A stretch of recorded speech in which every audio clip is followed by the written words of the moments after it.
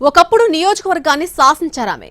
తనకు అడ్డే లేదన్నట్టు ఎదురొచ్చిన వాళ్ళని తొక్కుకుంటూ వెళ్లిపోయారు. ఆ దెబ్బకు చాలా మంది చోటా లీడర్స్ పొలిటికల్ కేరాఫ్లు గల్లంతైపోయాయని అంటుంటారు.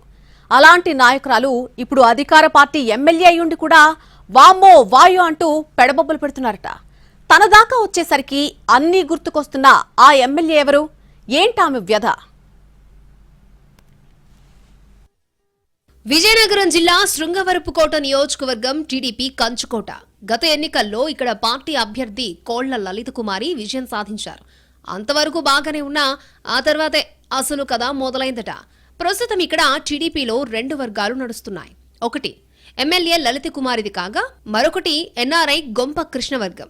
మొదటి నుంచి కోళ్ల కుటుంబానికి మంచి పట్టున్న నియోజకవర్గం ఇదే. లలిత కుమారి తాత కోళ్ల అప్పలనాయుడు ఒకప్పుడున్న ఉత్తరాపల్లి అసెంబ్లీ నియోజకవర్గం నుంచి 7 సార్లు ఎమ్మెల్యేగా గెలిచారు.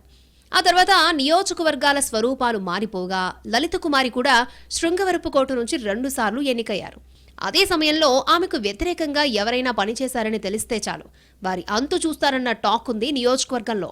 ఆ క్రమంలోనే చాలా మంది ఎంపీపీలు జెడ్పీటీసీలకు మళ్లీ రాజకీయాలన్న ఊసే లేకుండా చేసినట్టు చెప్పుకుంటారు.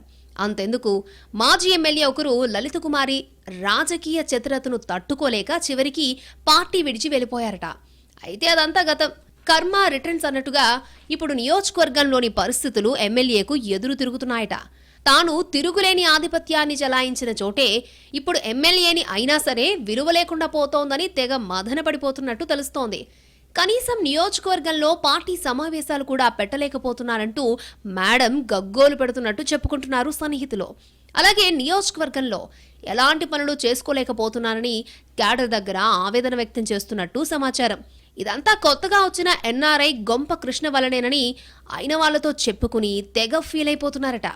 విశాఖ ఎంపీ శ్రీభరత్ను అడ్డం పెట్టుకుని గొంప కృష్ణ నియోజకవర్గంలో చక్రం తిప్పుతున్నారని, మొత్తం 5 మండలాల్లో తన వర్గాన్ని ఏర్పరచుకుని పనులన్నీ వారికే వచ్చేలా చేస్తున్నారని, ఏం చేయాలో అర్థం కావడం లేదంటూ ఎమ్మెల్యే మేడం తల కొట్టేసుకుంటున్నట్టు చెబుతున్నారు.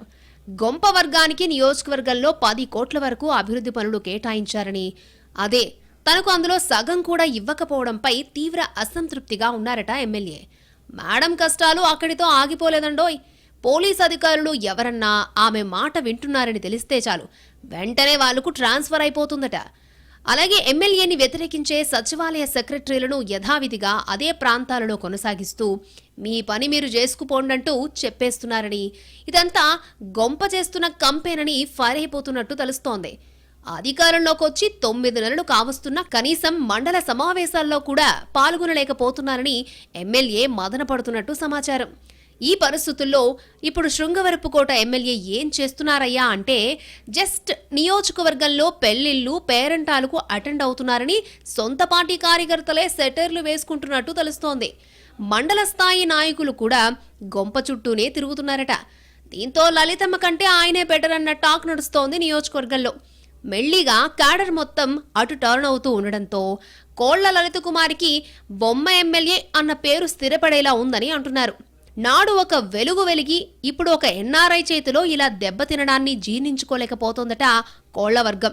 ఒకప్పుడు అందరినీ తొక్కిపెట్టిన ఎమ్మెల్యే ఇప్పుడు ఎలా రియాక్ట్ అవుతారో చూడాలంటున్నారు పరిశీలకులు.